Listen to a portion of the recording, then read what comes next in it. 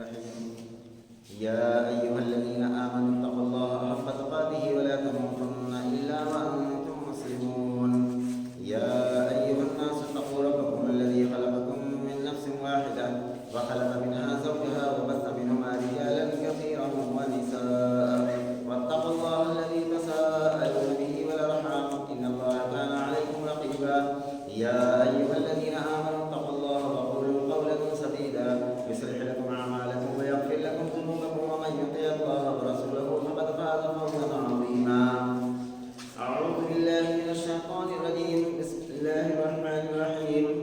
قاف والقرآن المجيد بل عجبوا أن جاءهم منذر منهم فقال الكافرون هذا شيء عجيب أئذا متنا وكنا ترابا ذلك رجع بعيد قد علمنا ما تنقص الأرض منهم وإننا كتاب حفيظ بل كذبوا بالحق لما جاءهم فهم في أمر مريض.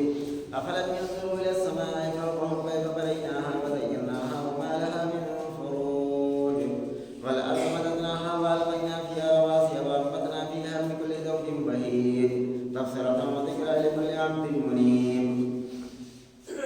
قال الله تعالى في القرآن المجيد إن الله وملائكته يصلون على النبي يا أيها الذين آمنوا صلوا عليه وسلموا تسليما.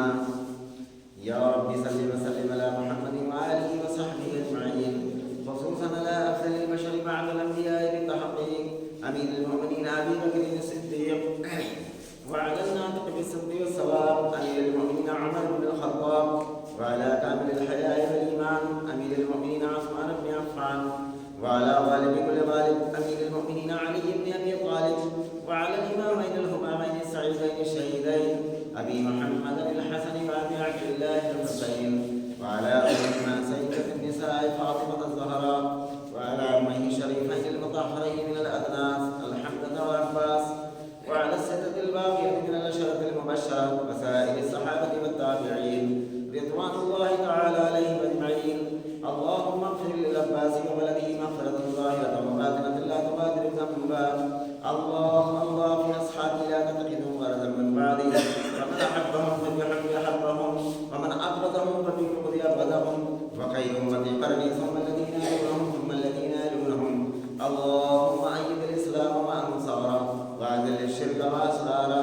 بارك الله لنا ولكم في القرآن العظيم ونفعنا وإياكم بالآيات والذكر الحكيم إنه تعالى جواد كريم ملك بر رؤوف رحيم.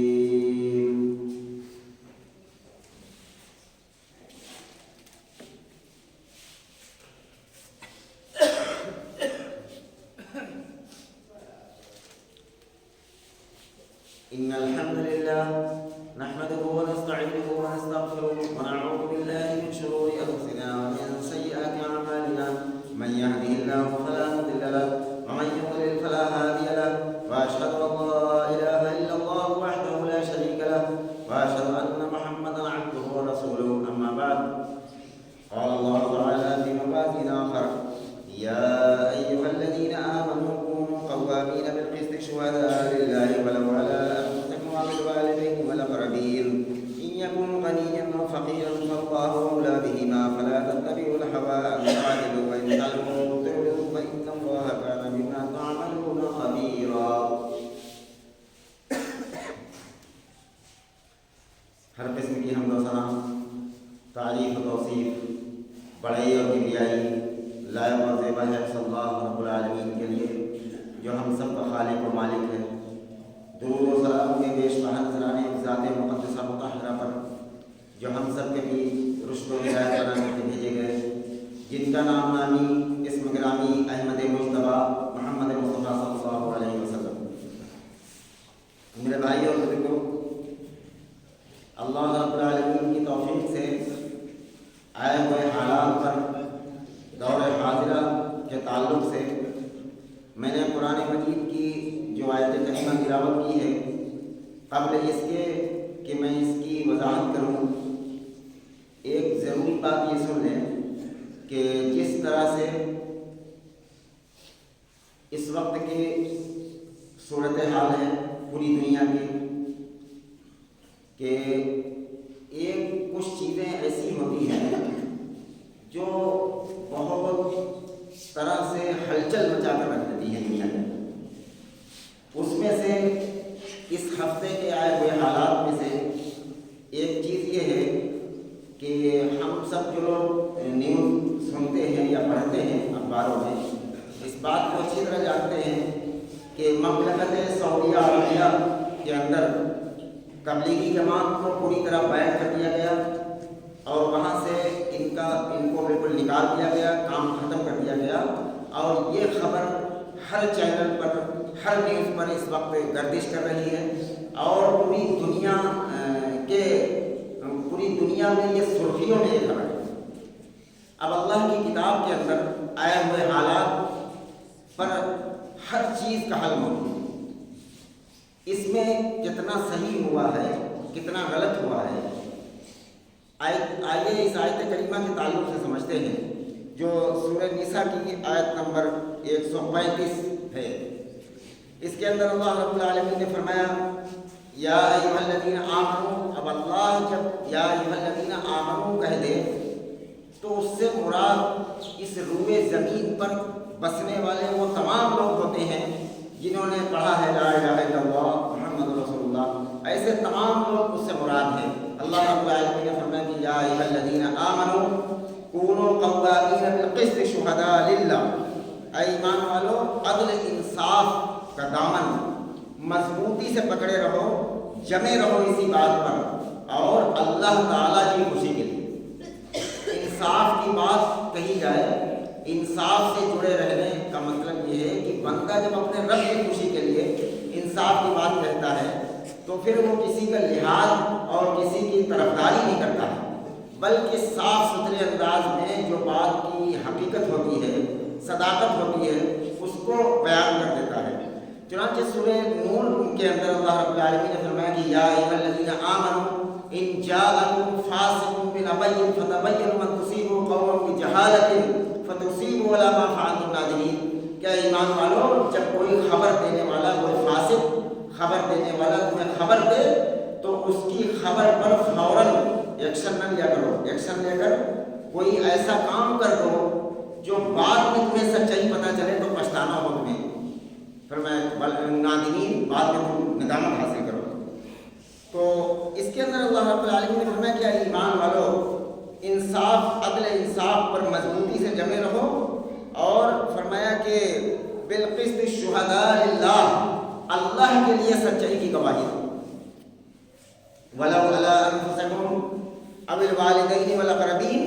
اب اللہ رب العالمین اسٹیپ بیان کر رہا ہے کہ انصاف کا دامن کہاں کہاں انسان سے چھوٹ سکتا ہے، انصاف کا گلا کہاں گھونٹا جا سکتا ہے، ان اسٹیپ کو اللہ رب العالمین نے بیان فرمایا ہے۔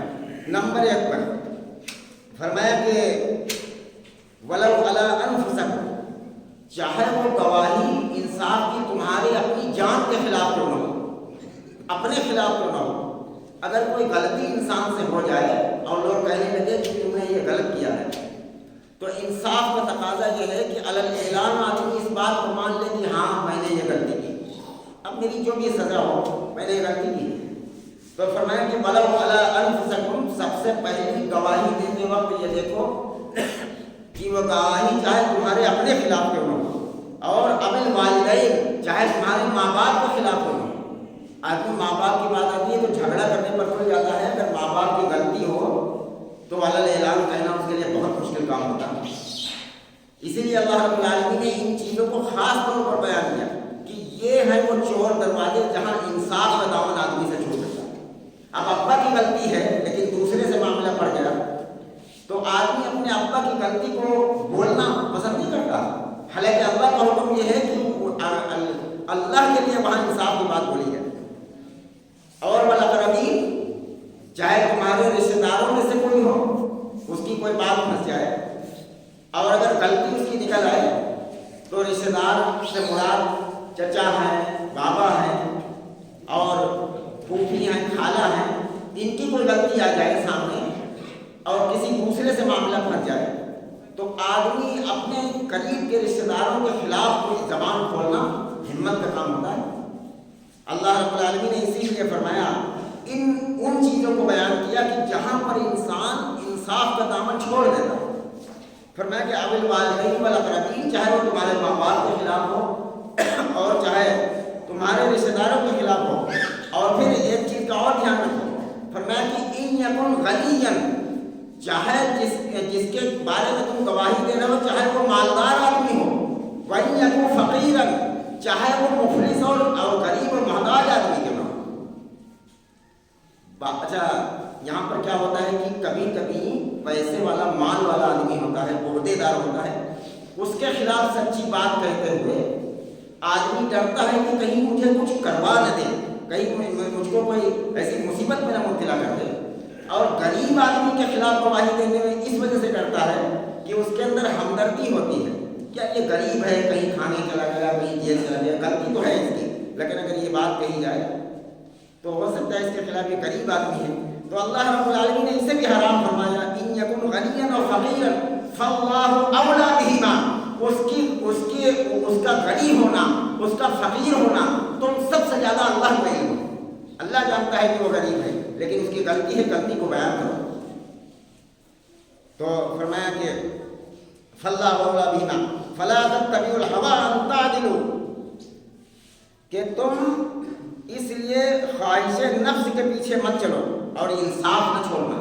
چاہے یہ اسٹیپ آ جائے تمہارے سامنے، تمہارے اپنے خلاف گواہی ہو، تمہارے رشتے داروں کے خلاف ہو، ماں باپ کے خلاف ہو، چاہے کسی بڑے آدمی کے خلاف ہو، چاہے کسی غریب آدمی کے خلاف ہو، انصاف کا دامن نہ چھوڑو. ان تعدلوا وان تلووا او تعرضوا فان اللہ کان بما تعملون خبیرا، کہ تم انصاف کا دامن نہ چھوڑنا. اگر تم نے کج بیانی کی، یعنی اپنی بات کو چھپایا کسی انصاف کو، اور یا پہلو تہی کی، کسی کی طرفداری کی، تو جان لو کہ جو کچھ تم کرو گے اللہ تعالیٰ اس سے پوری طرح بات کرے. اللہ تعالیٰ انصاف کرے. حالات حاضرہ کے اندر اس ہفتے کے اندر پچھلے خطبہ جمعہ میں سعودیہ عربیہ کے اندر ہر مسجد میں ہر ممبر پر وقت کی حکومت کی طرف سے خطبہ لکھ کر آیا، اس میں پیپر آئے، اس میں سارے اماموں کو یہ حکم دیا گیا کہ تبلیغی جماعت کے خلاف تقریر کی جائے اور ان کو اس ملک سے ملک بدل کیا جائے، ان کا تعلق سعودیہ عربیہ سے ختم کر دیا جائے. اور سارے اماموں نے وقت کی حکومت کے تابع دار ہونے کے ناطے سارے اماموں نے ایک ہی بات ہر مسجد میں، سعودی عرب کے پورے ہر مسجد کے ہر ممبر پر وہی بات کہی گئی کہ تبلیغی جماعت گمراہ جماعت ہے اور اس کو ہٹایا جائے، اس سے تعلق ختم کیا جائے. اس میں ایک لفظ جو ہے وہ ذرا سے کچھ مجھے لگتا ہے کہ اس میں کم انصاف ہے. وہ یہ ہے کہ جو یہ لفظ امام صاحب نے کہا، حرم کے امام نے بھی اور پوری سعودیہ عربیہ کے امام نے بھی پچھلے جمعہ خطبہ میں، اور جس کو یقین نیٹ پر دیکھو عربی میں خطبہ بھی موجود ہے، اردو میں بھی خطبہ موجود ہے. اردو میں جن لوگوں نے ٹرانسلیٹ کیا ہے تو ہر مسجد کا خطبہ موجود ہے. پچھلے جمعہ کا بھی 10 جو ہے تاریخ تھی شاید پچھلے جمعہ کو، شاید پچھلے جمعہ کا موجود ہے. اس میں ہر امام نے اس بات کو کہا کہ یہ تبلیغی جماعت جو ہندوستان سے رائج ہوئی ہے یہ گمراہ جماعت ہے، اس سے تعلق ختم کیا جائے اور اس کو ملک سے اس کا کام ختم کر دیا جائے. اور دوسری چیز یہ ہے کہ ان سے دہشت گردی کا دروازہ کھلتا ہے. ساری چیزیں تو صحیح ہیں جو باتیں کہی گئی ہیں، لیکن اس میں یہ لفظ ذرا سے نازیبا لگتا ہے. دہشت گردی، یہ تو بیچارے اتنے دین سے کوہرے ہوتے ہیں، ان کو علم نہیں ہوتا ہے کہ دہشت گردی کیا کرے. ایک آدمی ڈانٹ دے کہ اس گلی میں گشت نہیں کرنا ہے، اس گلی میں نہیں آنا، اس گلی میں نہیں جاتے، کہ دہشت گردی کیا سکھلائیں گے. لیکن بقیہ جو باتیں کہی گئی ہیں میں ان کے ساتھ ایگری کرتا ہوں، اور یہ بات انصاف کی ہے. ممبر رسول پر میں کہہ رہا ہوں کہ جو باتیں کہی گئی ہیں کہ ان کے عقیدے گمراہ کن ہیں اور ان کا جو مشن ہے یہ تبلیغی جماعت والا یہ پورا قرآن و سنت کے خلاف ہے، یہ بالکل صحیح بات ہے. اس میں انصاف کی بات میں اس آیت کریمہ کے تعلق سے بولنے کی کوشش کر رہا ہوں.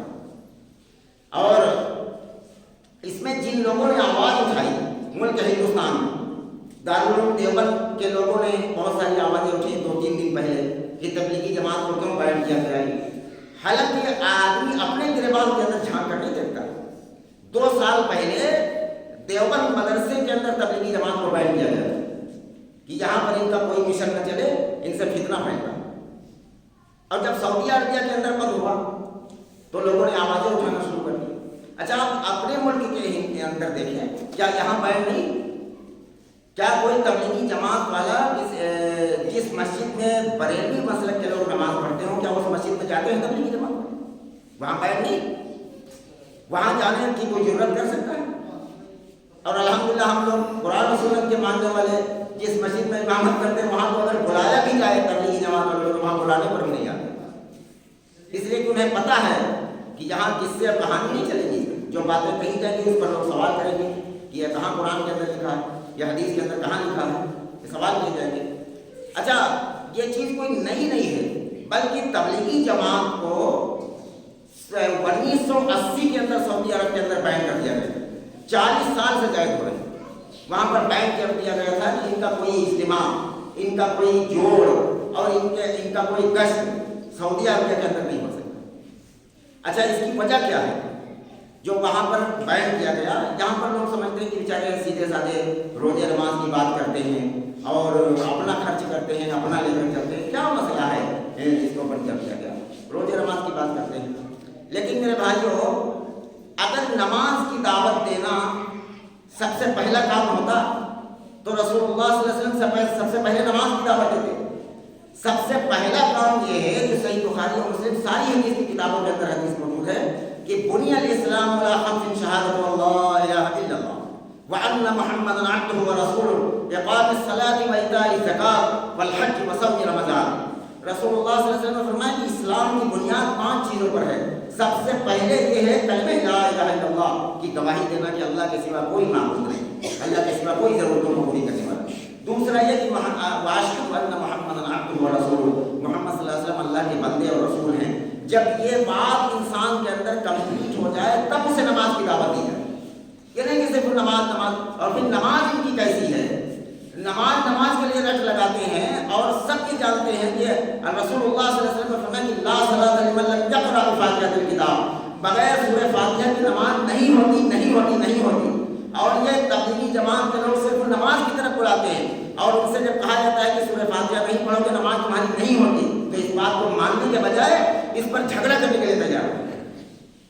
کتنے ایسی آپ دیکھیے کہ آپ اس مسجد میں جب سے جو ہے ہم لوگ قرآن و سنت کو ہم لوگوں نے سمجھا اور قرآن و حدیث کے مطابق نماز پڑھنا شروع کیا, آپ دیکھیے یہاں پر لوگ آتے ہیں, کوئی یہاں نیت مان لیتا ہے, کوئی یہاں باندھ لیتا ہے, اور کوئی رکوع جاتے وقت اپنے ہاتھوں کو اٹھاتا ہے, کوئی نہیں اٹھاتا ہے.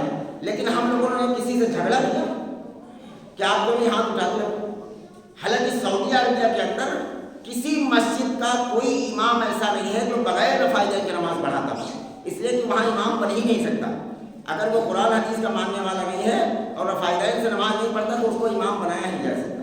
آپ سب یہ جانتے ہیں, جانے والے امام نہیں بنایا جا سکتا. لیکن وہاں بھی حدود حرم کے اندر, حرم کے میدان کے اندر کوئی رفع یدین کرتا ہے, کوئی نہیں کرتا, اسے گورنمنٹ بھگاتی نہیں, اس لیے کہ یہ تمہارا اپنا معاملہ ہے. نہیں مانو گے تو بھگتو کیا اللہ کیا. میں نے 2-3 جمعے پہلے اس کو بیان کیا تھا کہ 140 حدیثیں رفع یدین پر صرف امام بخاری رحمۃ اللہ علیہ نے جمع کیا ہے جزء بخاری کے اندر کہ رسول اللہ صلی اللہ علیہ وسلم کی نماز یہی تھی کہ جب رکوع میں جاتے تھے تو اپنے دونوں ہاتھ اٹھاتے تھے, جب رکوع سے سر اٹھاتے تھے تو اپنے دونوں ہاتھوں کو اٹھاتے تھے, اور بے شمار صحابہ کی روایت ہے. لیکن اس کے باوجود بھی کوئی نہیں مانتا ہے تو ہم لوگ اس سے جھگڑا نہیں کرتے. جو بات سچی تھی وہ بتا دی گئی, اب ماننا نہ ماننا تمہارا کام, تم نہیں مانتے ہو کوئی مسئلہ نہیں. لیکن اگر یہی مسجد دوسری مسجدوں میں جہاں تبلیغی جماعت کے لوگ نماز پڑھتے ہیں وہاں کوئی جا کر اور سینے پر ہاتھ باندھ لے اور رفع یدین کرنا شروع کر دے, آمین کہنا شروع کر دے, تو اس کو مار کر مسجد سے نکالتے ہیں. اور اس بارہبنکی ضلع کے اندر کئی واقعات میرے ساتھ ہوئے ہیں. کئی گاؤں میں ایسا گیا اور لوگوں نے مجھے مارتے ہوئے چھوڑا. یہ تم نے کیا کیا؟ تو دہشت گردی کا دروازہ کہنا اس میں کچھ سچائی ہے لیکن پوری طرح سچائی نہیں. دہشت تو ہے ان کے اندر, جھگڑے کرتے ہیں, اگر ان کی نہ چلے تو جھگڑے کرتے ہیں. اور دوسری چیز یہ ہے کہ صرف نماز سے کام نہیں چلے گا. نماز کی دعوت, روزہ نماز کی دعوت دیتے ہیں, لیکن نماز جب نبی کے طریقے پر تم بتا نہیں رہے ہو, نماز نبی کے طریقے پر پڑھ نہیں رہے ہو, تو تمہارے گھنٹوں سے فائدہ کیا ہوگا؟ اللہ رب العالمین نے فرمایا کہ عاملۃ ناصبہ، بعض لوگ قیامت کے دن اتنے اعمال لے کر پہنچیں گے کہ عمل کرتے کرتے وہ تھک چکے ہوں گے، ان کے گھٹے پڑ چکے ہوں گے، نتیجہ کیا ہوگا؟ تصلیٰ نارا حامیہ، دہتی ہوئی آگ میں جل جائے گا۔ سعودی عربیہ کے ہر فیصلے پر میں ایگری نہیں ہوتا، آپ جانتے ہیں کہ اس سے 2-3 خطبے پہلے میں نے سب سے زیادہ مخالفت کی تھی سعودی عرب کے اس فیصلے پر، جب اس نے یہ فیصلہ لیا تھا کہ 2-2 میٹر کی دوری پر کھڑے ہو کر لوگ نماز پڑھیں، سب سے زیادہ ہم نے مخالفت کی، وہ خطبہ آج بھی ہمارا انٹرنیٹ پر موجود۔ لیکن یہ جو فیصلہ ہے اس کے اندر بہت ساری صداقت ہے، وہ یہ ہے کہ ان کو اس لیے نکالا گیا تبلیغی جماعت کو سعودی عرب سے اور بین کیا گیا پچھلے جمعے کو، وہ اس لیے کیا گیا کہ وہاں ان کی دعوت اور ان کی نماز نہیں دیکھی گئی، دیکھا گیا کہ ان کا عقیدہ خراب ہے۔ ان کا عقیدہ کیا خراب ہے؟ اگر میں اس کو تفصیل سے بیان کروں تو ایک خطبے میں کیا 2-3 خطبے میں پورا ہو سکتا، جن غلیظ عقیدے کے۔ ان کا عقیدہ جو فضائل اعمال کے اندر لکھا ہے، یہ فضائل اعمال کو سعودی عرب کے اندر سمندر میں پھینکوا دیا جاتا ہے، جلا دیا جاتا ہے اس کو۔ اس کے اندر جو ممبر پر رکھی ہوتی، نعوذ باللہ، ممبر پر ایک مولوی کی لکھی ہوئی کتاب، اس کے پہلے صفحے پر لکھا ہے کہ ڈاکٹر نے مجھے منع کیا تھا کہ کوئی دماغی کام نہ کرنا، تمہارا دماغی توازن ٹھیک نہیں۔ تو میں نے سوچا اس وقت فری ہے، لاؤ اس میں یہ کتاب لکھ دو۔ اس دماغ خراب ہونے کے دوران اس نے یہ فضائل اعمال لکھی، شیخ زکریا، اور اس کے اندر اتنے گمراہ کن عقیدے ہیں۔ اس کے اندر سب سے پہلا عقیدہ ہے کہ اللہ ذرے ذرے میں، نعوذ باللہ، یہ کہنا کفر ہے۔ ثم استوى علی العرش، اللہ عرش پر مستوی ہے اور اللہ ہر ذرے ذرے پر اس کی حکومت ہے، اس کی نظروں سے کوئی چیز اوجھل نہیں ہے۔ کالے پہاڑ پر کالی چونٹی کالی رات میں جب چلتی ہے تو اللہ رب العالمین اس کے چلنے کی آہٹ کو سنتا ہے، اس کی آواز کو اور اس کی پکار کو بھی سنتا ہے، لیکن ذرے ذرے میں اللہ نہیں۔ یہاں تک کہ اس میں لکھا کہ آدمی بیت الخلا جاتا ہے، لیٹرین جاتا ہے، وہاں بھی انوار الہی نظر آتے ہیں ان کو، انوار الہی، لیٹرین میں اللہ کا نور نظر آ رہا ہے۔ ان کا کتنا غلیظ عقیدہ، اس غلیظ عقیدے کی وجہ سے ان کو سعودی عربیہ سے نکالا جائے۔ دوسرا یہ ہے کہ صراط مستقیم صفحہ نمبر 86، اگر یہ میرا جو میں بول رہا ہوں اگر اس میں کا کوئی لفظ غلط نکل جائے تو پچھلے جمعے کو جوتوں کا ہار ممبر پر پہنا کر مجھے کھڑے کرتے رہو، فوٹو کھینچ لیجیے، ٹھیک ہے؟ آپ کے اور اجازت ہے اگر کوئی ایک لفظ بھی غلط نکل جائے۔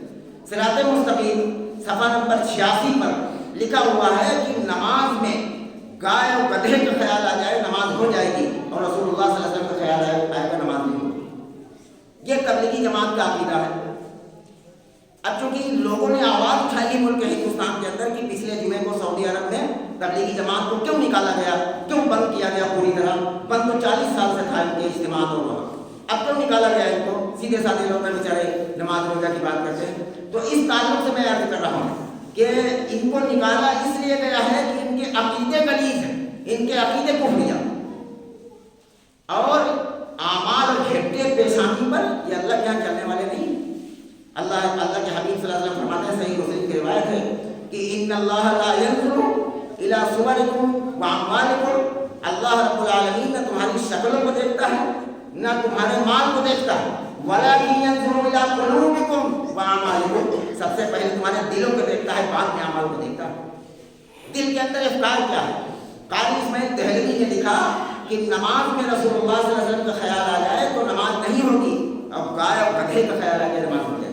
بتائیے یہ عقیدہ رکھنے والا کافر نہیں؟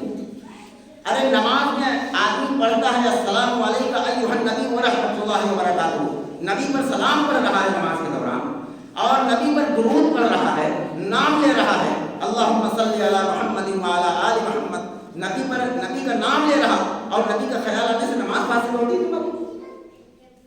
تو تمہاری نماز کا کیا مطلب ہے؟ سعودی عرب کے اندر سے پچھلے جمعے کو ان کو اسی لیے نہیں بین کیا گیا، ان کے عقیدے کو چیک کیا گیا، اور وہاں کی حکومت، وہاں کے بادشاہ نے یہ حکم نہیں جاری کیا ہے، آپ لوگ اس کو بھی اچھی طرح سمجھیں۔ وہاں کی ایک علماء کمیٹی ہے بہت بڑی، اس میں سے جو ہے شیخ ابراہیم بھی ہیں، شیخ عبداللطیف بھی ہیں، بڑے بڑے چوٹی کے علماء جنہوں نے قرآن و حدیث کو رات و دن مشق کر رکھا، انہوں نے ان کے کتابوں کی تحقیق کی، جائزہ لیا، اور جب یہ دیکھا کہ یار یہ نماز کی طرف بلا رہے ہیں، نماز کی دعوت دے رہے ہیں، لیکن ان کا عقیدہ کتنا غلیظ ہے، ان کا عقیدہ کتنا خراب ہے، تو تو اس خراب عقیدے کی بنا پر پوری طرح سعودیہ عربیہ کے اندر اس کو بین کر دیا گیا ہے۔ میرے بھائیوں، لوگ سمجھتے ہیں کہ تبلیغ کو سعودی عرب نے روکا۔ آج آپ اس تعلق سے میں بتا دوں کہ تبلیغ سب سے زیادہ اگر ہوتی ہے تو سعودی عرب کے اندر ہوتی ہے۔ وہاں پر یہ ہے کہ جو انڈیا پاکستان کے قابل علماء ہوتے ہیں جن کو قرآن حدیث بہت یاد رہتا ہے، وہاں کی گورنمنٹ ان کو باقاعدہ تنخواہ دیتی ہے کہ تم یہاں پر درس دو اردو زبان میں، کیونکہ وہ لوگ اردو جانتے نہیں۔ جب لوگ حج کرنے جاتے ہیں تو اردو میں ان کو سمجھاتے ہیں اور ان کو گورنمنٹ ان کا خرچ برداشت کرتی ہے۔ یہاں تک کہ انڈیا اور پاکستان کے اندر جو مدینہ یونیورسٹی کے پڑھے ہوئے علماء ہیں ان کو یہاں بھیج کر یہاں بھی ان کا خرچ سعودی عرب کی گورنمنٹ برداشت کرتی ہے کہ تم لوگوں کو قرآن حدیث کی دعوت دو۔ سب سے زیادہ تبلیغ، لیکن تبلیغ کرنے کا حکم اللہ رب العالمین نے کس چیز کا نازل فرمایا کہ یا ایھا الرسول بلغ وما انزل الیک من ربک، اے رسول تبلیغ کیجیے اس کی جو تمہارے رب کی طرف سے نازل ہوا، یہ تمہارے رب کی طرف سے نازل۔ آپ دیکھیں جب سے اس مسجد میں الحمدللہ میں نماز پڑھا رہا ہوں، امامت کر رہا ہوں، ممبر رسول پر اس کتاب کے سوا آپ نے کسی کتاب کو دیکھا؟ یہ اللہ کی کتاب ہے قرآن۔ اللہ رب العالمین نے فرمایا کہ جب بھی دعوت دی جائے لوگوں کو تو قرآن سے دعوت دی جائے، یا ایھا الرسول بلغ وما انزل الیک من ربک، اے رسول تبلیغ کیجیے لیکن اس چیز سے جو تمہارے رب کی طرف سے نازل ہوئی۔ اب تبلیغی جماعت کبھی قرآن کا درس نہیں دیتی، تبلیغی جماعت کبھی قرآن ہاتھ میں لے کر لوگوں کو نہیں سمجھاتی۔ تبلیغی جماعت کے پاس وہی کتاب ہے جو ان کے مولوی کی لکھی ہوئی ہے، جس میں کفر بھرا پڑا ہے، جس میں شرک بھرا پڑا ہے، جس میں قبر پرستی بھری پڑی ہے۔ یہ سب تمام کی تمام چیزیں اس کتاب کے اندر ہیں جو فضائل اعمال کے نام سے جانی جاتی ہے۔ 80% جھوٹ لکھا ہے میرے رسول پر، میں کہہ رہا ہوں گارنٹی کے ساتھ 80% اس میں جھوٹ لکھا ہے، سوائے چند ایک آیتیں اس میں جو لکھی ہیں، چند حدیثیں لکھی ہیں، اس کے سوا بقیہ سب قصہ و کہانی، سب فریب ہے اس کے اندر۔ ایک بزرگ تھے اور پھلا ہوا، ایک بزرگ تھے اور یہ پھلا ہو گیا، پتہ چلا معلوم یہ ہوا کہ ایک شخص تھے، انہوں نے 2 رکعت نماز پڑھ کے ان کے گھر کی چکی بند ہو گئی تھی، چکی چالو کروا دی۔ اب بتائیے بخاری مسلم کے اندر حدیث ہے کہ حضرت عمر بن خطاب رضی اللہ تعالیٰ عنہ کا بیان ہے کہ جنگ تبوک کے موقع پر ہم لوگ جب جا رہے تھے تو پیاس کی وجہ سے ایسی شدت پڑی ہم پر، عمر بن خطاب رضی اللہ عنہ جیسا جلیل القدر صحابی جو اتنا لہین ذہین، حضرت عمر بن خطاب بیان کر رہے ہیں کہ لگتا تھا کہ میری گردن تن سے جدا ہو جائے گی، اتنی پیاس۔ لوگوں نے اونٹ ذبح کیا اور اونٹ ذبح کر کے جو اس میں سے اوجھڑی میں جو لیجا نکلتا ہے اوجھڑی کے اندر، اس کو ایک کپڑے میں نچوڑ کر اس سے اپنی پیاس بجھائی صحابہ کرام کے وقت تو چکی نہیں چل رہی، 2 رکعت نماز پڑھ کے، کیا ان کی نماز جھوٹی تھی؟ میرے بھائیوں یہ سب اس طرح کے من گھڑن اور جھوٹے اور فریب کہانی قصے اس کتاب کے اندر لکھے ہیں، اس کی وجہ سے ان کو سعودی عرب سے پچھلے جمعے کو بین کیا۔ اور میرے بھائیوں اور بزرگوں بین دنیا کے ہر ملک میں ہے ان پر، اس لیے کہ آپ بتائیے اپنے اس گاؤں کے اندر دیکھ لیجئے جس مسجد میں بریلوی مسلک کے لوگ نماز پڑھتے ہیں، کیا ان جماعتوں کی ہمت ہے کہ اس مسجد میں چلے جائیں گشت کریں؟ تو کیا یہاں نہیں بین؟ آپ کہو کوئی جماعت والے سے کہ روزے کی مسجد میں آئے اور اس میں کشت کرے، اس میں درس دے، تو بھائی اس میں ہم جانے کے لیے تیار ہوں۔ پتہ یہ چلا یہ جانتے ہیں کہ ہمارے اندر کون سی کمی ہے، اس لیے کہ جہاں پر قرآن و حدیث چلتا ہے وہاں ان کی کتابیں، ان کی منگڑی کس سے چلتی ہیں۔ اس کی وجہ سے اللہ رب العالمین نے اب اس کو کھول دیا ہے، اب وہ دور آ گیا ہے، اب وہ علمی دور ہے۔ آج کا دور ایسا ہے کہ کسی کا فریب اب چلنے والا نہیں ہے۔ اب میرے بھائیوں وہ دن دور نہیں ہے، تھوڑے دن کے بعد آپ دیکھیں گے کہ ممبر رسول پر اس اللہ کی کتاب کے سوا کچھ نہیں نظر آئے گا۔ یہ سب مکری کا جالا ختم ہونے والا ہے انشاءاللہ دنیا سے، اور دنیا سے یہ مکر و فریب ختم ہونے والا ہے۔ یہ تمام مکر و فریب تھا، اور سعودی عربیہ کے اندر 1980 سے ان پر بین لگایا گیا کہ یہ کہیں پر اپنا اجتماع نہیں کر سکتے، اپنا جوڑ نہیں کر سکتے، اپنا پروگرام نہیں کر سکتے۔ یہ بات چلتے چلتے علماء نے جب تحقیق کی، وہاں کے عالموں نے جب تحقیق کی کہ دیکھیں یہ کیا سکھاتے ہیں لوگوں کو اور ان کی کتابیں کیا ہیں۔ آپ جانتے ہیں کہ 1980 میں سعودی عرب کے اندر جو اردو ترجمہ قرآن کا چلتا تھا وہ ایک دیوبندی عالم کا لکھا ہوا چلتا تھا، محمود الحسن کا، بڑے سائز میں تھا، دونوں ہمارے پاس۔ اور اس کے بعد 1980 میں وہاں کے علماء نے جب تحقیق کی تو کہا کہ اس سے ترجمہ تو لفظی طور پر ٹھیک ہوتا ہے سب کا، لیکن اس میں جو تفسیر لکھی ہے اس میں سب فریب لکھا، جھوٹ لکھا، اور جب اس میں تحقیق کی گئی تو اس ترجمے پر بین کیا گیا 1980 کے اندر، اور اس کے بعد یہ ترجمہ جو ہے یہ پاکستان کے ایک عالم نے کی، اس نے تفسیر میں صرف حدیثیں لکھی ہیں، اس کے اندر ترجمے کے بعد اگر لکھا ہے تو رسول اللہ صلی اللہ علیہ وسلم کا قول لکھا ہے کہ اس آیت کا مفہوم اور مقصد رسول اللہ صلی اللہ علیہ وسلم کیا لیتے تھے اور کیا بیان کرتے تھے، اس کو وہاں کی گورنمنٹ نے سراخوں سے لگایا، اور آج پوری سعودیہ عربیہ کے اندر اگر اردو ترجمہ کوئی مل سکتا ہے تو صرف اس کے سوا کوئی نہیں چل سکتا، وہاں پورا پوائنٹ لگا دیا گیا تھا کہ یہ دیوبند سے جو ترجمہ کیا گیا ہے وہ ہرگز سعودی عرب کے اندر نہیں چل سکتا، 40 سال میں 42 سال نہیں چل سکتا۔ میرے بھائیوں، یہ حالت حاضرہ پر میں نے سوچا کہ چند باتیں عرض کر دوں تاکہ لوگوں کو پتہ چل جائے، شام جب ہوتی ہے تو ہر طرح کی نیوز آپ موبائل پر سنیے کہ تبلیغی جماعت کو سعودی عرب میں بین کر دیا گیا، بعض لوگوں نے غلط افواہ بھی پھیلائی کہ نہیں تبلیغی جماعت کو بین نہیں کیا گیا، اور میں نے جب عربی خطبہ سنا تو اس کے اندر باقاعدہ نام لے لے کر مولانا الیاس صاحب کا اور الہند جماعت الہند اس کے اندر موجود ہے لفظ کہ ہندوستان سے جو دلی سے نکلی ہوئی جماعت ہے یہ گمراہ کن جماعت ہے، اس کو سعودی عرب سے اس کا کام ختم کیا جاتا ہے، اور تبلیغ کرنا میرے بھائیوں یہ ہر مسلمان پر فرض ہے، اور یہ تبلیغ کا ایک حصہ ہے جمعے کا خطبہ۔ اگر لوگ نماز میں سستی کر رہے ہیں تو امام کی ذمہ ہے کہ جمعے کے خطبے میں ان کو رجوع کروائے کہ بھائی نماز فرض ہے، نماز پڑھو، یہ اتنا کام تو کر سکتا ہے۔ تبلیغ اسے کہا جاتا ہے۔ صحابہ کرام غیر مسلموں میں دعوت لے کر جاتے تھے، رسول اللہ صلی اللہ علیہ وسلم غیر مسلموں میں دعوت لے کر جاتے تھے اور برقع لے کر رسول اللہ صلی اللہ علیہ وسلم دیتے تھے۔ یہ جو تبلیغی سسٹم ہے نہ تو قرآن کے اندر ہے، نہ تو حدیث کے اندر ہے، نہ تو ابو بکر رضی اللہ تعالیٰ عنہ کی دور حکومت میں کبھی ایسی جماعت رہی ہے، نہ تو عمر رضی اللہ عنہ کی دور خلافت میں کبھی ایسی جماعت رہی ہے، نہ تو عثمان رضی اللہ عنہ کی دور حکومت میں کبھی ایسی جماعت رہی ہے، نہ تو علی رضی اللہ عنہ کی دور حکومت میں ایسی جماعت رہی، یہاں تک کہ معاویہ کے دور میں بھی ایسی جماعت رہی، تابعین اور تبع تابعین کے دور میں بھی ایسی جماعت رہی۔ یہ ابھی جو ہے تقریباً 80 سال ہوئے ہیں جو مولانا الیاس صاحب نے اس کو نکالا اور یہ سسٹم بنایا۔ یہ سسٹم بنایا ہندوستان کا ہے، نہ تو قرآن کے اندر ہے نہ حدیث کے اندر ہے، اس لیے سعودی عرب کے اندر اس کو بین کیا گیا۔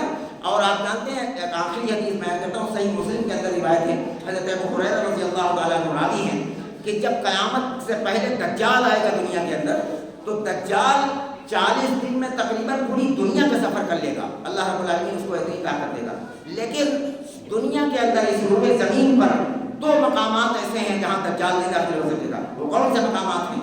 وہ مقامات ہیں، ایک مقام ہے مکہ مکرمہ اور دوسرا ہے مدینہ منورہ۔ ان 2 ایسی پاک جگہ ہیں جہاں پر کوئی برائی نہیں ٹک سکتی، جہاں پر ہر برائی کو نکالا۔ دجال بھی مکہ مکرمہ کے اندر مدینہ منورہ کے اندر داخل نہیں ہو سکتا۔ میرے بھائیوں، یہ رسول اللہ صلی اللہ علیہ وسلم نے فرمایا کہ دجال قیامت کے قریب جب آئے گا تو مکہ مکرمہ کے اندر مدینہ منورہ کے اندر داخل نہیں ہو سکتا۔ تو یہ وہ چند باتیں تھیں، اس سے آپ اچھی طرح سمجھ لیں کہ کیوں ان کو بین کیا گیا ہے، کیوں نکالا گیا ہے۔ لوگ اگر عقیدے کی خرابی جان جائیں تو ان کے پیچھے نماز پڑھنا بند کر دیں۔ لوگ سیدھے سادے بیچارے سوچتے ہیں کہ الحمد پڑھتے ہیں اور وہی طرح اذان دیتے ہیں، وہی طرح لوگ پڑھ لیتے ہیں، حالانکہ اگر عقیدہ گڑبڑ ہے، کسی کا عقیدہ یہ ہے کہ رسول اللہ صلی اللہ علیہ وسلم کا خیال آنے سے نماز نہیں ہوتی ہے اور گدھے کا خیال آنے سے نماز ہو جاتی ہے، اللہ کی قسم اس کے پیچھے نماز نہیں ہو سکتی، اس کے پیچھے نماز اپنی برباد کر دے۔ یہ کوئی کھلواڑ کھیل تماشا نہیں ہے کہ جس کے پیچھے چاہو نماز پڑھو۔ اللہ رب العالمین سے دعا ہے کہ جو باتیں کہی سنی گئی اللہ ہم سب کو اس پر عمل کی توفیق عطا فرما دے۔ یا رب العالمین ہم سب کو جب تک زندہ رکھے اسلام پر، جب موت دیجیے تو ایمان پر خاتمہ نصیب فرما۔ یا رب العالمین اپنی اور اپنے رسول کی سچی پکی محبت نصیب فرما، اپنے اور اپنے رسول کی سچی پکی اطاعت نصیب فرما۔ یا رب العالمین اپنے نبی کی سچی پیروی نصیب فرما۔ یا رب العالمین ہم جو بیمار ہیں گھروں میں اسپتالوں میں سب کو شفا بھلی نصیب فرما۔ یا رب العالمین جن لوگوں کو سعودی عرب میں بین کیا گیا اللہ ہمارے وہ بھی بھائی ہیں، یا رب العالمین انہیں فضائل اعمال کو چھوڑ کر قرآن و حدیث کی تعلیم کو سیکھنے کی توفیق نصیب فرما، قرآن و سنت کی طرف انہیں آنے کی توفیق نصیب فرما۔ اے اللہ ہمارے بھائی ہیں، ہم دشمنی نہیں رکھتے، ہم ہمدردی رکھتے ہیں، یا رب العالمین وہ ٹائم نکال کر نماز پڑھتے ہیں لیکن ان کو اپنی نماز کو نبی کے طریقے پر پڑھنے کی توفیق نصیب فرما، اپنے کرم سے قبول فرما کی۔ صلی اللہ وسلم سبحان ربک رب العزة عما یصفون وسلام علی المرسلین والحمد للہ رب العالمین۔ عباد اللہ رحمكم اللہ، ان اللہ یأمر بالعدل والإحسان وإيتاء ذي القربى وينهى عن الفحشاء والمنكر والبغي يعظكم لعلكم تذكرون۔ اذكروا الله العلي العظيم يذكركم وادعوه يستجب لكم ولذكر الله تعالى أعلى وأولى وأكبر وأجل وأتم وأتم